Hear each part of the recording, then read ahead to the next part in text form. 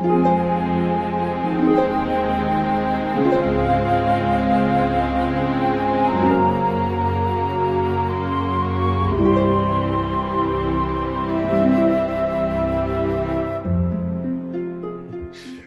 Odon, back again on the Quran, and you're going to actually introduce a real humdinger.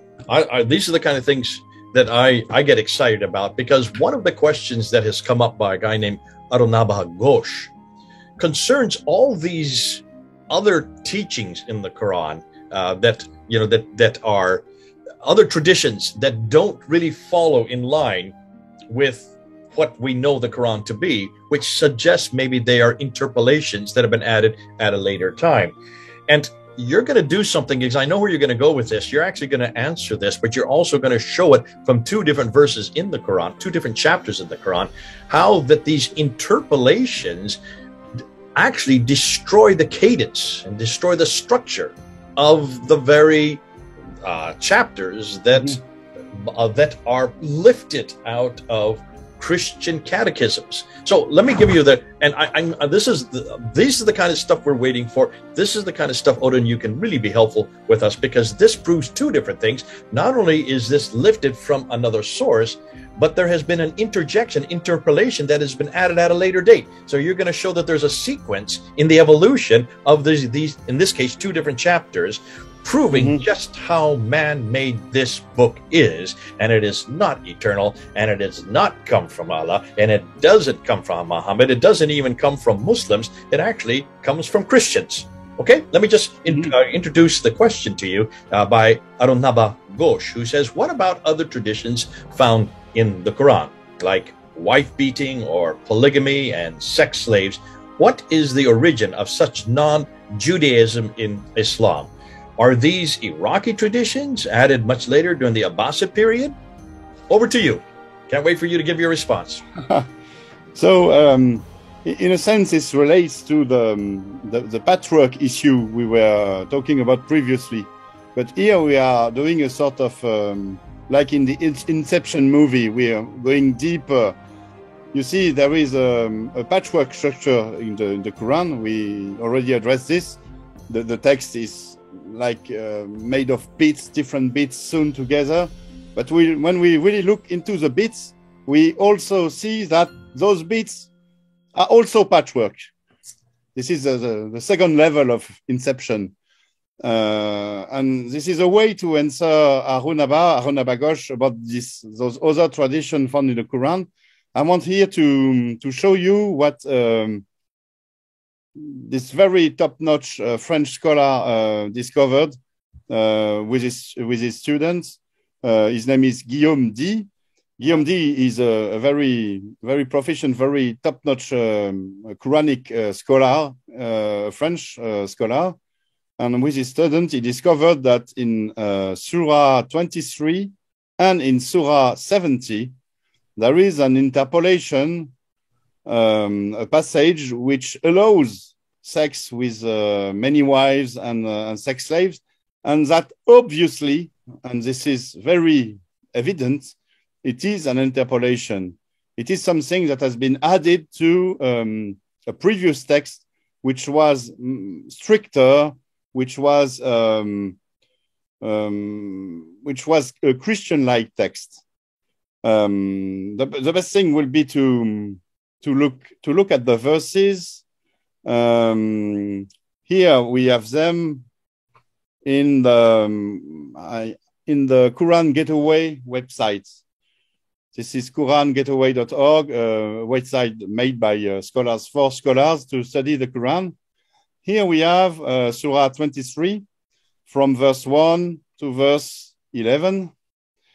And Surah 23 is a sort of guideline for believers, telling them how they should behave. We have the translation. We have many translations here. I've chosen Droj translation. We have Muslim translations also, but it's kind of the same. And we see that we have a very strict pattern, very strict rules for believers. The believers are prospered. They are humbled in their prayers. They turn away from frivolous talk. They give the alms. They guard their private parts. It's all about chastity here. But here we have the interpolation, except from their wives or the slaves. Slaves is what their right hands own. Surely they are not to be blamed, but whoever seeks beyond that, those, they are the transgressor. And here we go back to a very strict guideline, very strict rules. And those who keep their pledges and who guard their prayer, those are the inheritors and they will inherit paradise and so on. And in Surah 70, we have the very exact, the very same interpolation. This one. Here, let's look at Surah 70 from verse 24 to verse 35. And we have also a guideline for the believers, not so those devoted to prayer, those who remain steadfast to their prayer, those in whose ways is a recognized right, and so on, those who hold the truth, and those who fear, those who guard their chastity, except with their wives and their slaves, the captives whom their right hands possess, for they are not to be blamed, but those who trespass beyond this are transgressors. And thereafter, we go back to the strict guideline, the strict rules. And this is here, this passage is, when you look at it in Arabic, it is exactly the same as in Surah 23. And what Guillaume Dye and his student also found is that the strict passages from here and here to here, and also in Surah 70, from here and then to here, they are taken from Christian books. They are taken from Christian treatises, which were written for the education of catechumens. Catechumens are young Christian converts who seek baptism and who are to be taught about the Christian way of life. For example, about chastity. And what we see here, what we can get from here, what we can gather from this is that maybe at a point, the sermons, the preachers who taught the Arabs at the beginning of the 7th century, they taught them Christian-like rules. And at some point, but we don't know when, we don't know exactly how, interpolations were added to lessen the rules, to lessen the chastity rules, to allow polygamy, because this is talking about many wives, and there is no polygamy in Christianity, to allow sex slaves, and there is, of course, no sex slaves in Christianity also. So obviously this was made to maybe attract the Arabs, or maybe this was made during a later time, maybe during the time of the Arab leaders, to soften the rules and to allow the believers to enjoy the spoils of war. But what we see, this is really evident here, is that the Quran did not came as a whole at first, like a fully fledged book. There has been a process of writing and rewriting, and there have been some interpolations. The rules were changed, and this is so evident. This is really hard evidence from the Quran. We have evidence that the Quran has been tampered with, that there is a process. There is a process. And this could explain why there are some other tradition in the Quran, why the Quran is so patchworky, why it is such a patchwork. It is a patchwork because the stories, for example, the biblical stories, the commentaries about the Bible have been kind of cut and resewn and put together, and you find one story there and another story there and so on. And here we see that the very stories, the very teaching have also been tampered with, have also been changed in order to accommodate a more permissive way of life, to accommodate sex slaves and polygamy, in fact. So this is an example that might answer Arunaba's question. And there is also something else to say about those passages in Surah 23 and Surah 70. You see, when you look at the structure of the text, the interpolation kind of broke this structure. Let me go back to the verses. When you look, for example, at Surah 23, we have the original text was from verse 1 to verse 6, to verse 5 here, and from verse 8 to verse 11. When you look at the text like this, without the middle interpolation, you have something that is coherent, that shows a Christian way of life. And also we have a text that has a structure. And this very structure has been broken. For example, look at here. We have a sort of introduction.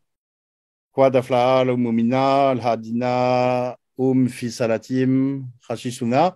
Then every verse begins with a wa, and wa, and then the conclusion. And in the Christian way, in the Aramaic Christian way of composing text, in the orality environments, this was very structured. You have, for example, here a text with from 1 to 11 minus 2, which means a text with 9 verses. And the first 2 verses kind of echo the 2 last verses. You see, you have the text like this, 1, 2, 3, 4, 5, up to the 9th verse. And the first verse and the second verse echo the second and the last. The believers have prospered, they are humble in their prayer. Those, they are the inheritors, they will inherit paradise, they will remain. And this is a kind of a mnemonic, you know, in order to memorize the text. Those who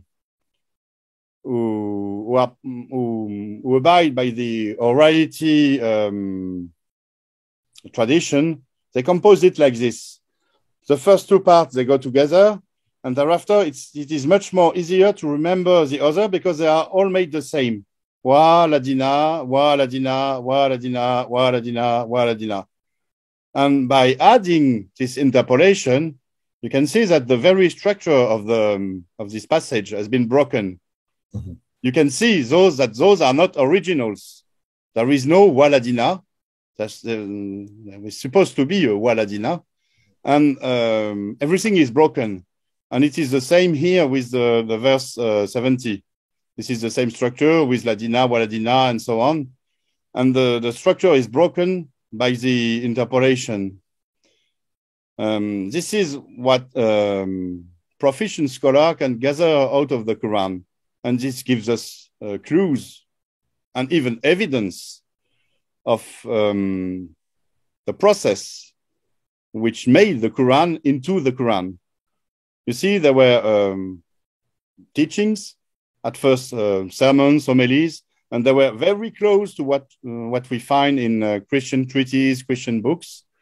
It does not mean it's a copy. It might be, it's a translation into Arabic. It's an adaptation into Arabic, but it is very, very close, even in its very structure. It is very, very close to the original Aramaic Christian compositions. And they were taught, they were preached, and something happened at a moment. So we don't know exactly how and when. Was it from during the time of the Nazarenes or during the time of the Arab leaders? But the text was changed in order to fit the Arab leaders' views. I think it was, I told about the spoils of war. it was it was made in order to attract people into becoming warriors for the Amir, for the Arab leader, by promising him many wives and sex slaves. Wow. I mean, what you've done here, this is brilliant, because you've kind of killed two birds with one stone in your response here to Odon Ghosh. And this has always been a problem. Why is when you read the Quran, you can see that there are a lot of these traditions that seem to be very carnal in nature. Very carnal. Wife beating, sex slaves, polygamy. This is not the Christian way. This is not what you see in any Christian text. And you have answered that by saying, let's just look at these two chapters, chapter 23, chapter 70. Take a look. It's the exact same catechism. This is lifted right out of a catechism for those who are in the church. And if you look at it, there's everything we can agree with there. It is full of, be careful in the world that you must be lived differently from the world lives differently, especially when it comes to chastity. And not only is it done in a poetic form, so the mnemonics is there so that you can memorize it easier. So that's what academies are. You memorize it, and then you have to be able to repeat it to the priest in order before you can get baptized. So it's there. You can see the structure is created so to help the people to memorize it.